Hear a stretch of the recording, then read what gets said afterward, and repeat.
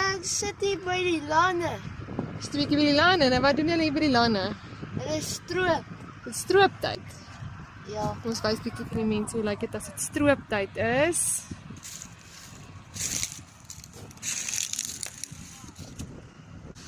Sally, wat se ding is daar, hierdie groen implement wat hier is? Wat noem mense hom? 'n Tapkar. Maar wat doen die tapkar? Hy tap in die mielies. Hy tap die mielies in die wa, nê?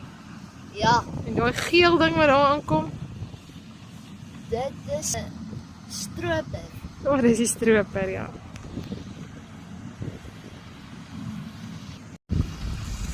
Belly, waartoe gaan die mielies?